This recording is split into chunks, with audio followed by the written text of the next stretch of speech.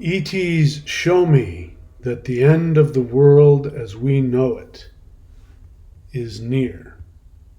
In this video, I am going to be sharing with you what my extraterrestrial friends have shown me, and I'm going to prove it to you through sacred spiritual history that this is the time that the Earth begins a rapid ascent into a new golden age.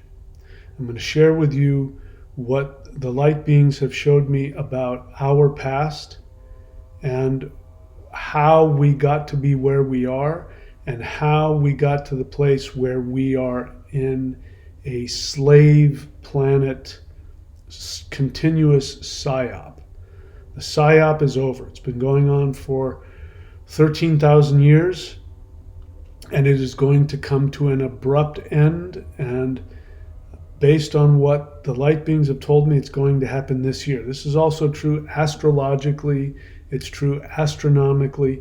And I'm going to share with you right now the stuff that is happening in our skies, which is going to bring the beginning of the end of the elites. Now, whether this happens instantaneously, which it very well might, or whether this is just the beginning of a longer process, I'm going to put myself out on a limb here. I'm going to say, remember that I told you this. This is going to be the time people, years from now, maybe in your life, you'll look back on this 10 years from now. Maybe 100 years from now, your great-great-grandkids will look back and go, it was January of 2026, and my great-great-grandmother, my great-great-grandfather was there, and they were part of the revolution that destroyed the enslavement psyop that the world was trapped in for 13,000 years. All right, so I'm going to go ahead and get into this. If you're not familiar with this, we're going to talk about what are called Yugas. So let's take a look at this graphic here. So if you look at this graphic, you see on the left 25,800 year Yuga Zodiac Cycle. So there are two theories on the Yugas. Yuga means age. It means like eon. So the timeline for the Yugas was actually created and calculated during Kali Yuga, during the Dark Age. So what happened is, very recently, the teacher of Yogananda, Sri Yukteswar, he actually did a recalculation of the Yugas and realized that it had been inaccurately calculated. And so he changed it from, it was something like 24 million years or some crazy thing like that. And he brought it back down to all of the Yugas, from Kali Yuga to Satya Yuga, the Golden Age to the Dark Age. That's what it translates to. That he calculated it to 24,000 years. Now, if you look on my graphic here, you'll see I've got it to 25,800 years. The reason why is because it goes through the Zodiac Cycle. So that's the Zodiac Cycle. When you go through all of the planets of the Zodiac, it's almost 26,000 years. So it's not 24,000, it's not 26,000, it's kind of almost in the middle. 25,800 years is generally speaking what this cycle is. So you can see at the top there, you have Satya Yuga. And you can see that this is a spiral that ascends. It goes around clockwise and it rises. So it rises up like that. So this is something we go through. We're constantly going through these cycles. Satya Yuga means truth, the age of truth. So each one of these, so Satya means truth, Treta means, I believe it means third, Dwapara means half and half, Kali means darkness. I believe that's what those mean. I know that Kali means darkness and Satya means truth. So we have these four ages: Satya Yuga, Treta Yuga, Dwapara Yuga, and Kali Yuga. Now you are told a kind of not a complete truth.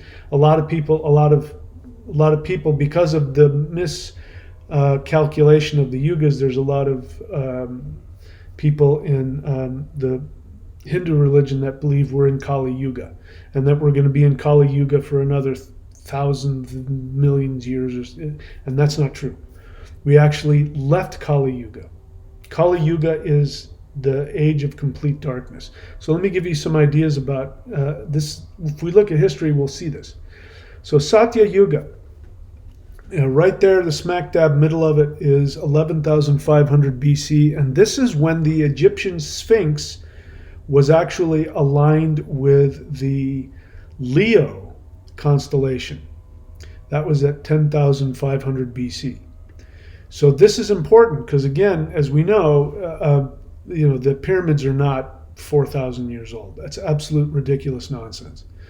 The pyramids are, if you look at it scientifically, the water erosion and everything, it's at least 10,000 years old. So why this is important is because Leo is the sign of the king. And they knew this. And so the Sphinx was originally a lion. It wasn't a human head on a lion. You can see that. Everybody knows that. The human head was carved afterwards. That's why it's super small in comparison to the lion's body. The lion was the lion, and he represented the king. He represented the king who built the pyramids. And he was, the lion was directly facing the sign of Leo. And that is calculated to 10,500 BC, right smack dab in the middle of Satya Yuga. That's when the pyramids were built. You go further and you see here the Younger Dryas climate catastrophe. The Younger Dryas climate catastrophe is what caused the flood.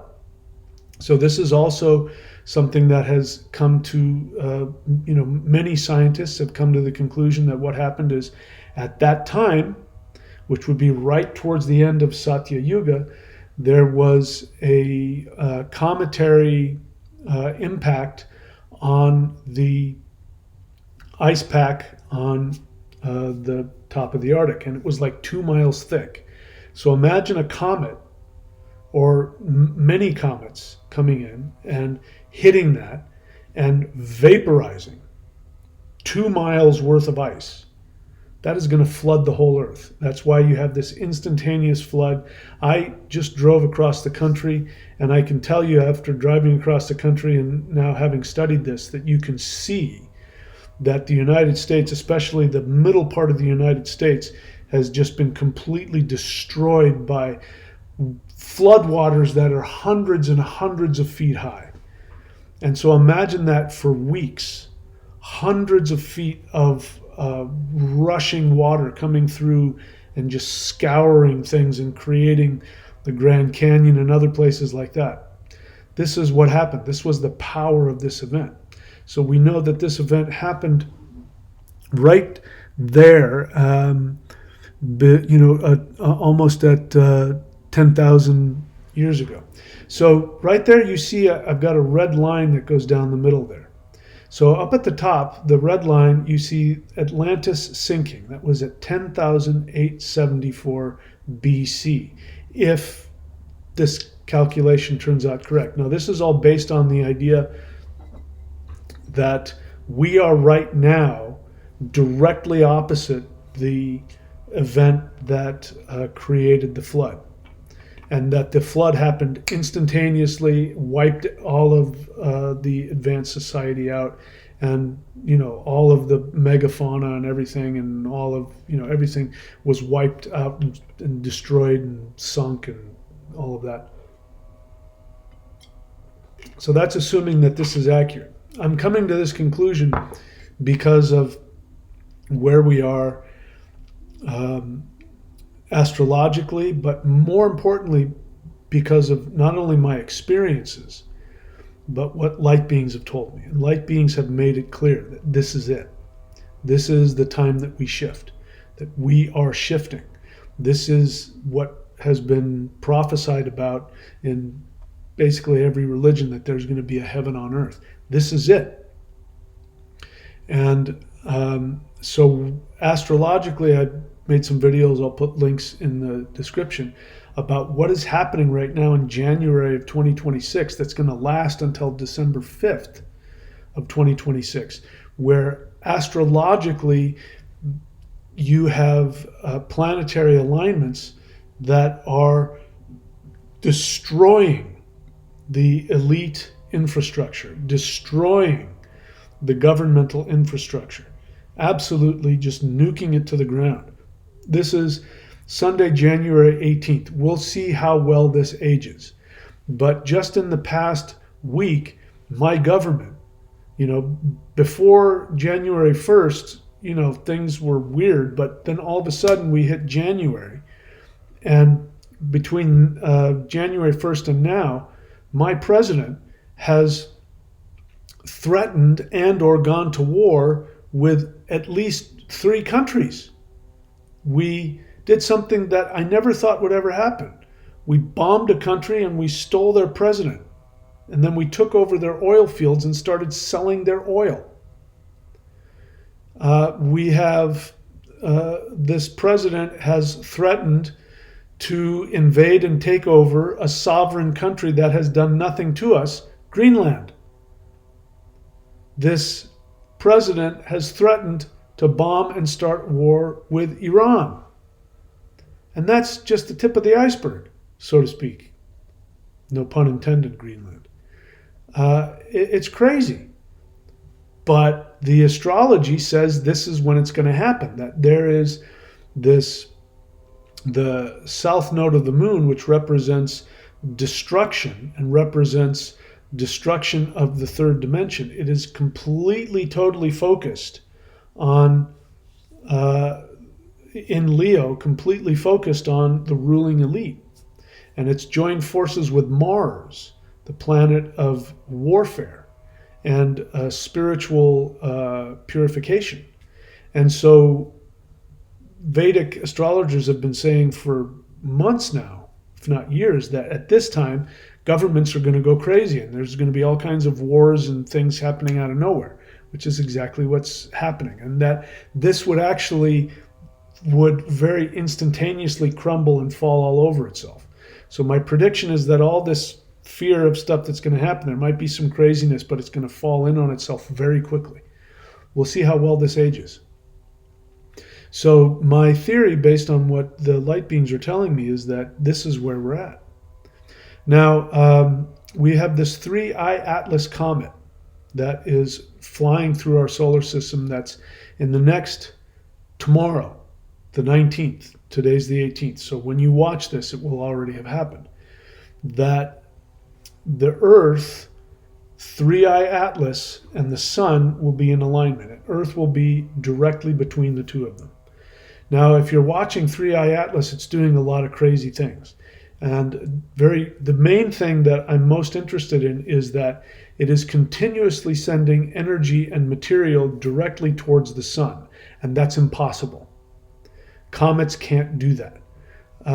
The tail should be going in front of the comet as it's going away from the sun.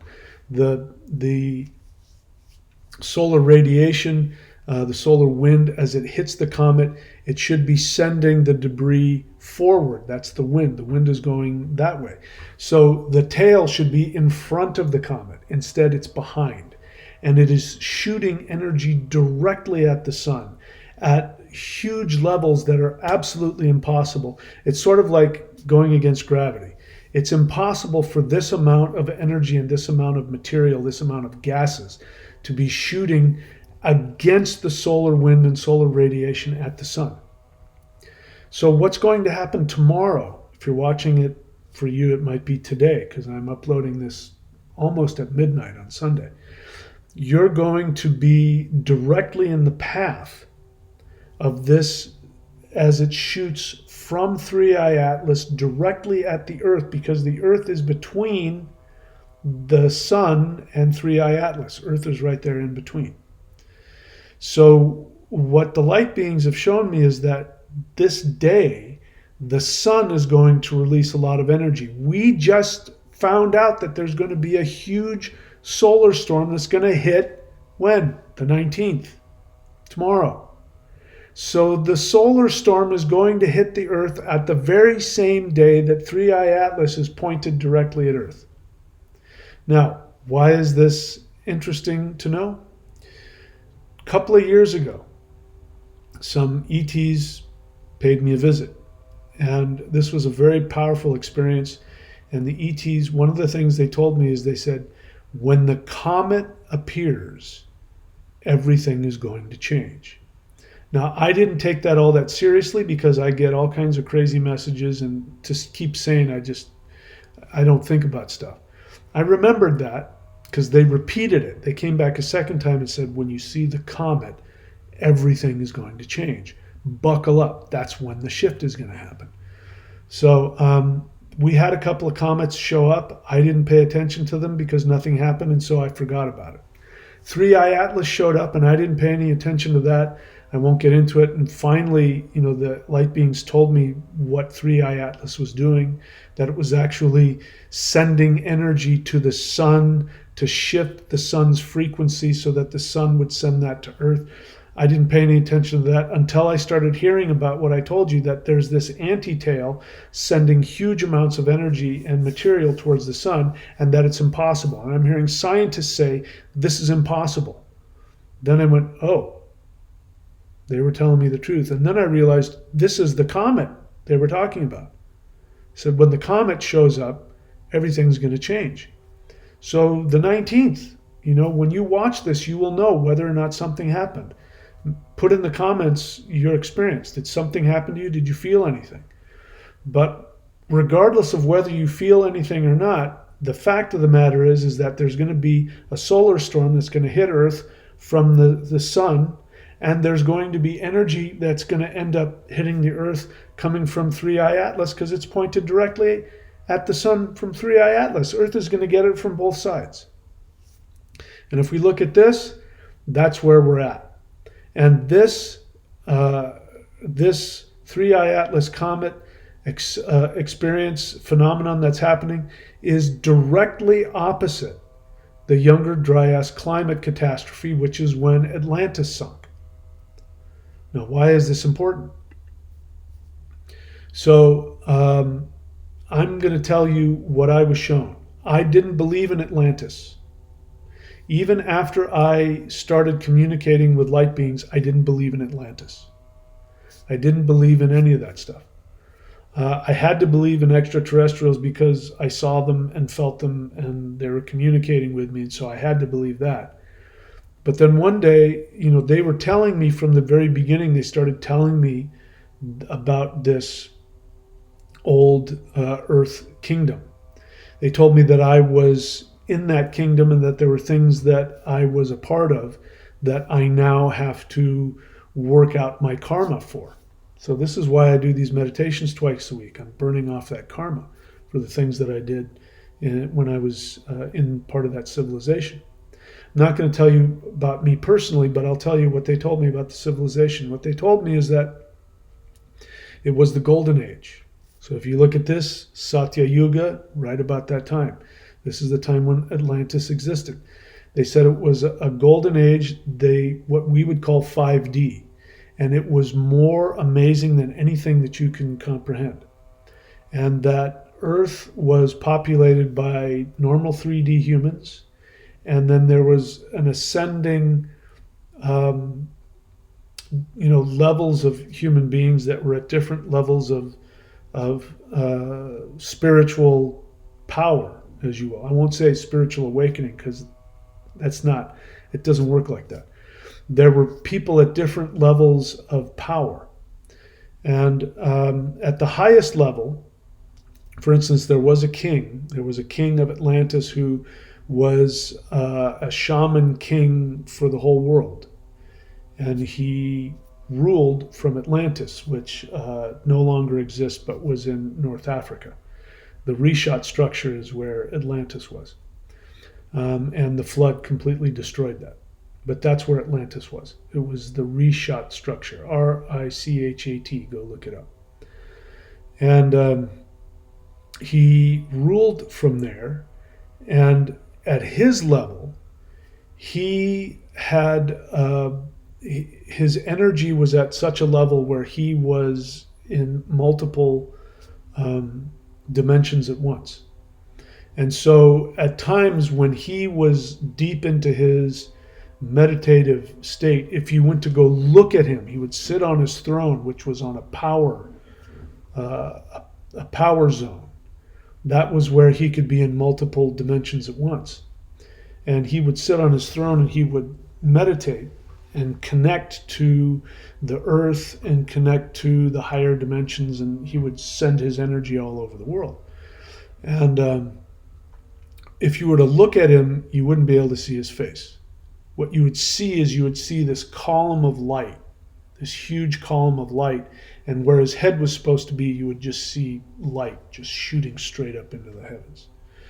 And so if the average human walked in and saw that, it would be so frightening and unbelievable. They would go back and tell everybody, yeah, he's a giant, he's a whatever. And this is where you get the myth of the Anunnaki ruling the world. It was from what people saw, the average human saw. And at his level, he could see higher dimensional beings who were also on Earth, interacting with him. And and these are what light beings told me. I'm not reading this from any book. This is what I was shown. Light beings showed me about this king and this, what was going on in Atlantis at this time. And also other people who have memories and have been shown things. I'm also bringing their experience into it as well. And so there would be beings from higher dimensions, and the priests would be able to see them. The average person wouldn't be able to see them, but they could feel their presence. There would be extraterrestrial beings from higher dimensions that would come, and humans could see them, but they would look like these giants to them. They would look like these angels, and they were afraid to look them in the eye. And there are people I know who remember being one of these extraterrestrial beings walking around, and that the humans would defer and look to the ground when the extraterrestrials would walk by. Again, this is where this myth of the Anunnakis comes from. It comes from that. By the way, this has been distorted and used against you. The elites who ended up actually causing the Younger Dryas event, the flood event, the elites who became corrupted and tried to use the technology in order to enslave the world and go to war against the extraterrestrials. These people used this experience that people had on Earth and created this myth of the Anunnaki. So when people go, it's in the Sumerian tablets, it's been mistranslated, but even if it's accurate, because part of that is accurate, there's some truth about they wrote about the gods enslaving humans. The thing that gets my goat is that people say it's part of the Sumerian text and they're very old, and I'm like, yeah, but it was written by humans. Do you believe everything humans write? Just because it's old, just because it's 4,000 years old, does that mean that they couldn't lie? The people who commanded the Sumerian tablets be written down were the kings who enslaved people. So of course they wanted people to think that the gods wanted them to be slaves to the kings. And of course they wanted the people to worship the kings as Anunnakis. Come on, wake up. That's where that whole Anunnaki stuff came from. And it's distorted and it's not true. The beings and the humans that were higher dimensional and connected during the Golden Age, right up until almost the very end, they completely devoted themselves to all human beings. In fact, there was no slavery, there was no money. Everybody was free. Everybody had connection to the spirit, everybody had connection to the gods, and everybody had connection to everything they could possibly want. There was no shortage of money. Everybody had whatever house they wanted to have. They did whatever they wanted to do. They lived in an absolute heaven on earth. And while that was going on, there was all these different levels of beings. There were humans that were on higher dimensional levels that interacted at various levels. The king was at the top. He had the most power. And there's a whole, I'm not going to get into how that happened. And then there were gods that came and went. There were extraterrestrials that came and went. You hear about the Nephilim, and people talk about Bigfoot being a Nephilim. Well, again, Nephilim is a distortion of the truth. The distortion that there were these giants who were spiritual beings who interacted with humans, and people say that Bigfoot are Nephilim. Okay, I'll buy that. They're here. I've had a Bigfoot experience, and I can tell you they are not from the third dimension, but they can shift in and out of our dimension, which is a holdover. So yeah, I have absolutely no doubt in my mind that there were Bigfoot walking around as well, and they were powerful shape-shifting beings. So all of that stuff is real. But what happened is the elites who became corrupt, they remembered that, and they were jealous. They were jealous of the king and his power. They were jealous of the Anunnaki. They were jealous of the extraterrestrials who came and went, who only did good things. They were jealous of their power. They were jealous of their technology. And so after the fall, they created, from their projected state of resentment, they started telling people about these evil fallen angels and the Anunnaki. And that's where all that stuff comes from. But it's all a distorted truth. And this is the psyop. The psyop is you're told 98% truth and 2% falsehood. And those people have remembered that to this day. In 1962, they knew that this was going to happen. They knew that this shift was coming, and they knew that human beings were once again going to shift up to a level where they would be able to interact directly with extraterrestrials and the gods and higher dimensional beings. They knew this was coming. And so their psyop was they wanted you to be afraid of extraterrestrials. So what they did is they created the false alien invasion lie, and they created a scientific program which you've heard of as alien abductions. So what they did, and this happened at the same time, so the mistranslation of the Sumerian text came about in the early 70s by a guy named Zecharia Sitchin, who mistranslated the Sumerian mythologies to falsely, inaccurately say that the Anunnaki were ancient aliens who came to Earth, invaded, and experimented on humans and turned them into slaves. That happened in the 70s. The first abduction event was 1962, Betty and Barney Hill. And I've talked about that, but if you do the research, you'll find out it's a clown show. You'll find out it's human beings trying their best to figure out how they can create this psyop of alien abductions. They already, before 1962, before World War II, there are people, I think some of them are still alive today, who talk about seeing spaceships with humans in them in military overalls who are, they're still trying to get the spaceships to work. There was one guy in 1942, I think it was, that saw one, and the spaceship and hit the ground, and he's looking at it, and there's this white guy, in military overalls, and he's working on some kind of thing inside of and he sees this guy, and he turns the thing back on, and that was the first UFO. So before World War II, they were already creating the UAPs, the fake UFOs, they were already getting ready to do the first abduction event. The first one recorded was Betty and Barney Hill. And those supposed aliens didn't know what dentures were. They were so stupid. They came from the other side of the galaxy, but somehow they didn't know what dentures were. They were unable to figure out if Betty was pregnant, so they stuck a needle in her amniotic fluid and pulled it out to find out if she was pregnant. Again, they go halfway across the universe, go through wormholes, but they can't just simply scan her to see if she's got an embryo in there.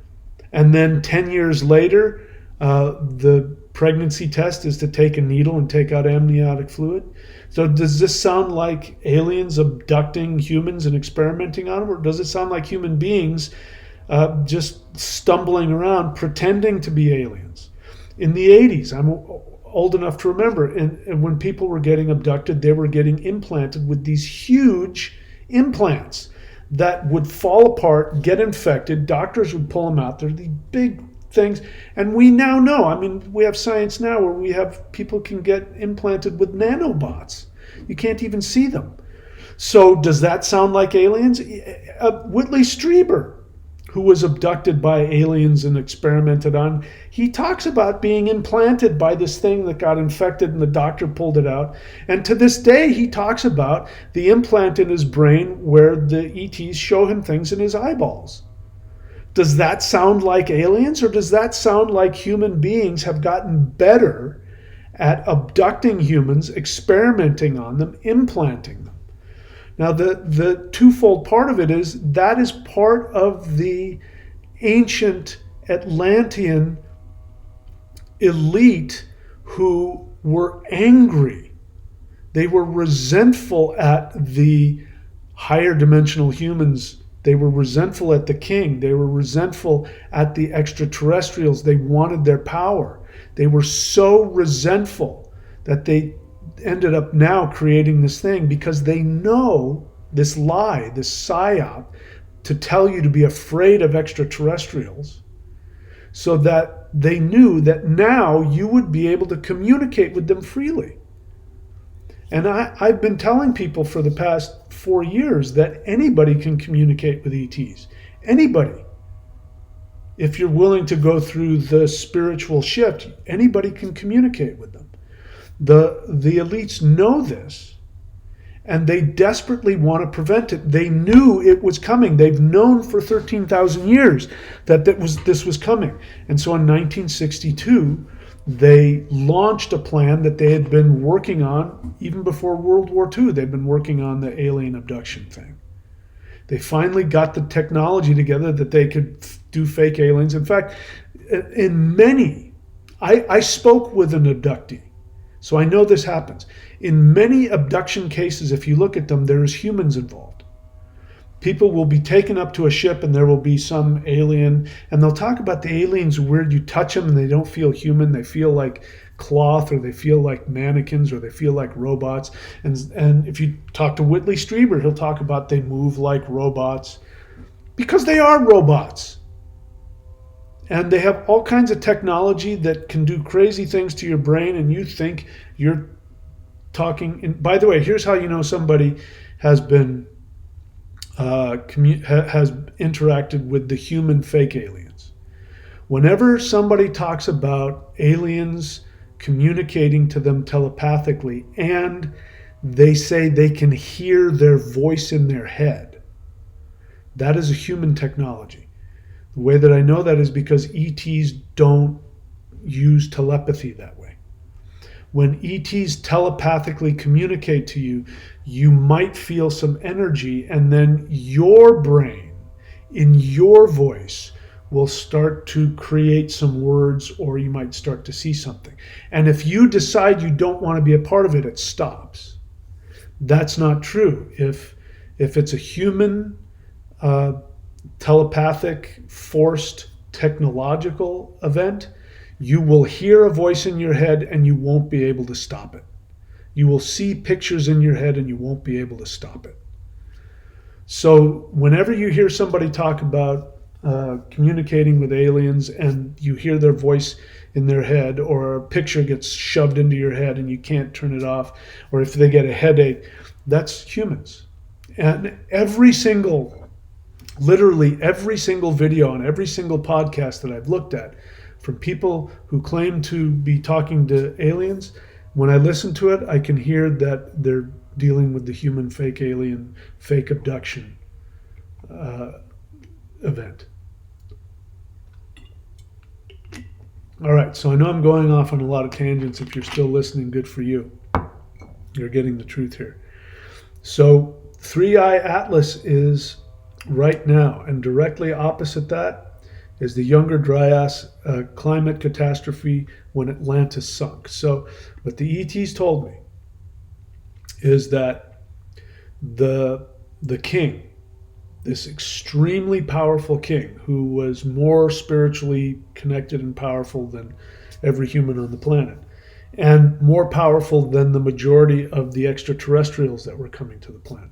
See, to back up a little bit, he was actually part of a multi-dimensional,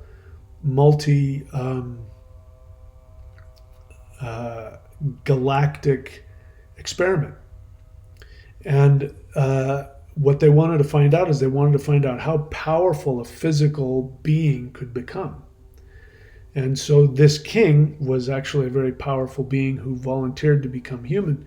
And so that's why he was so powerful. He was able to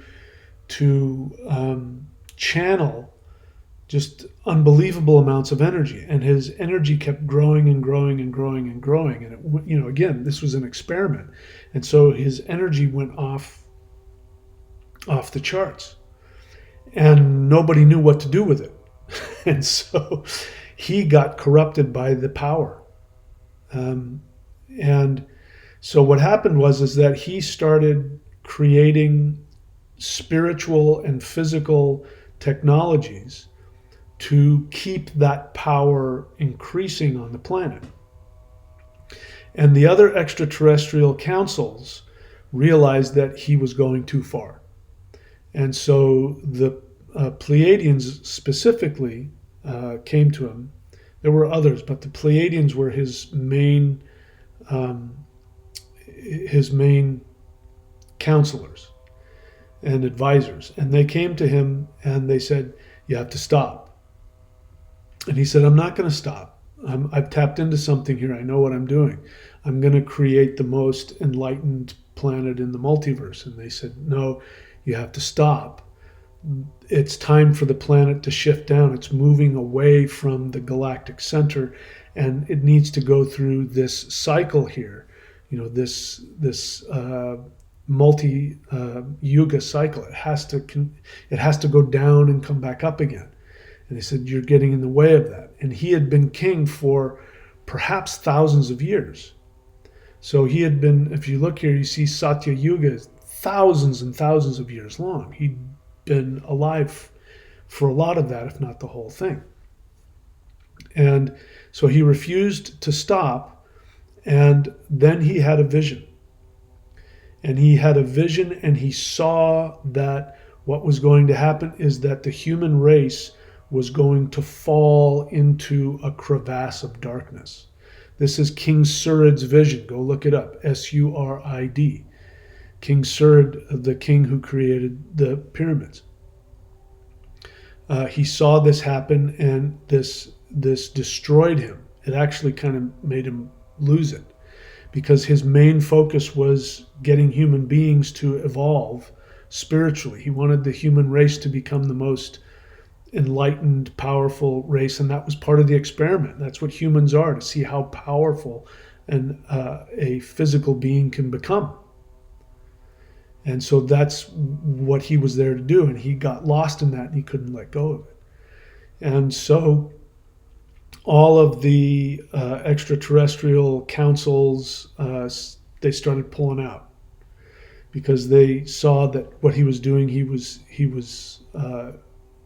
getting corrupted with the energy, and it was going in a bad direction, and they knew things were going to get worse.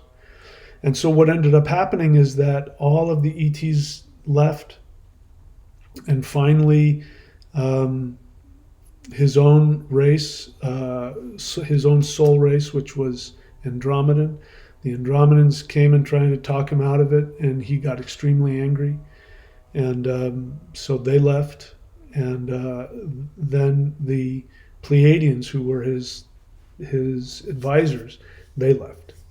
They said, "You're on your own. You know, if this is what you want to do, go right ahead, but we got to pull out."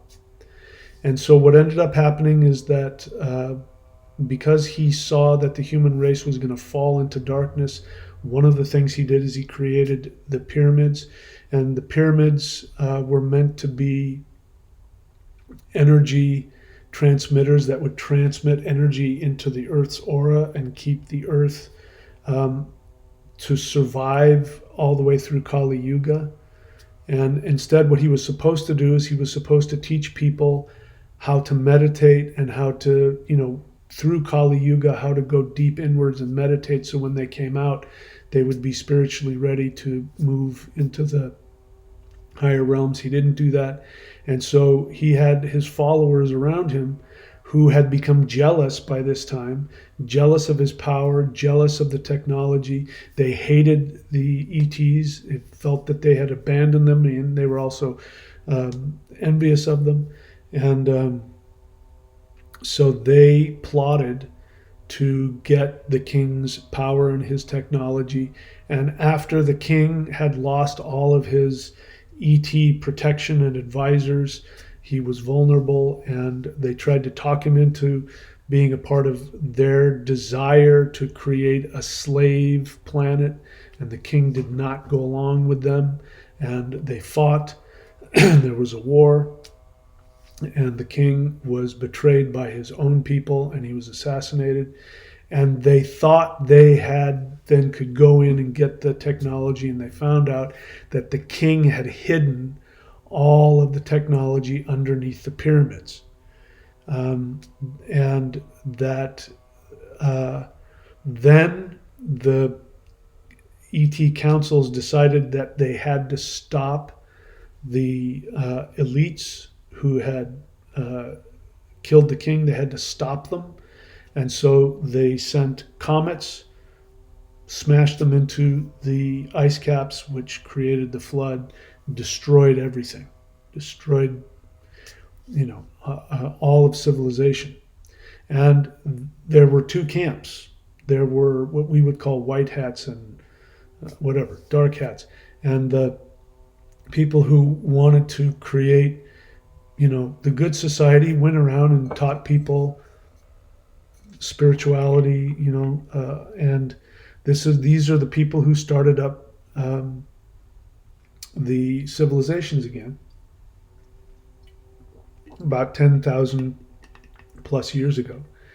And then there were the corrupt elites who actually ended up taking over places like Sumeria and other places, and they've been in charge ever since. So that's why you're being told that there are evil aliens. That's why in the 1970s you heard this BS about the Anunnakis. That's why starting in 1962 there was fake alien abductions. That's why now you're hearing about fake UFO retrieval programs. That's why all of this is happening, is because they know that right now this is when we are going to shift, and it's going to be a mirror of what happened 13,000 years ago. 13,000 years ago, there was a sudden shift where Atlantis sank and everything fell, and human being and consciousness fell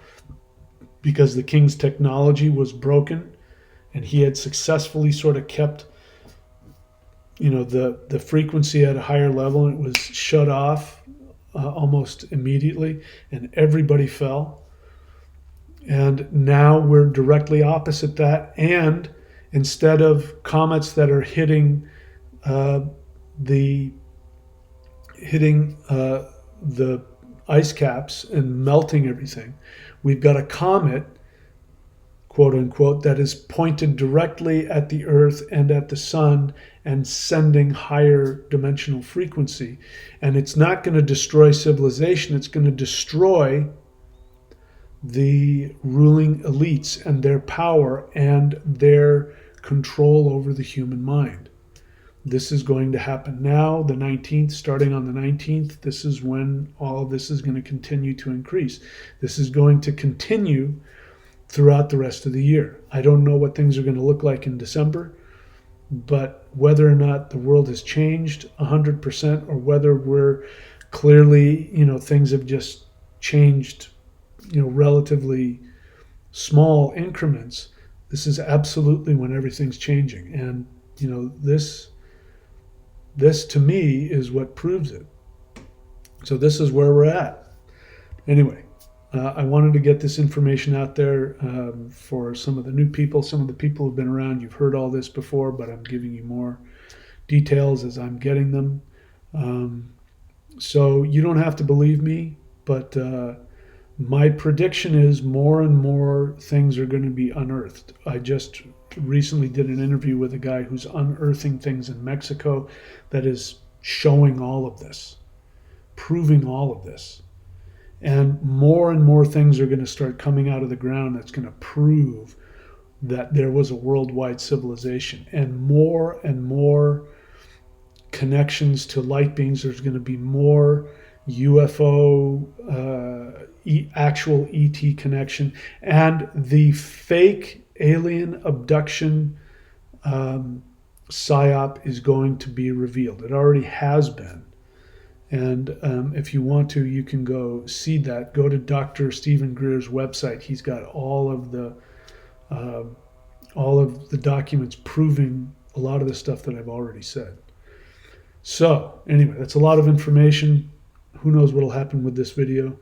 But that's it for now. If you have any questions, put it in the comments. And if it's a good question, I'll respond to it. So that's it, my friends. Be good to yourselves. I love you. I will see you all very soon.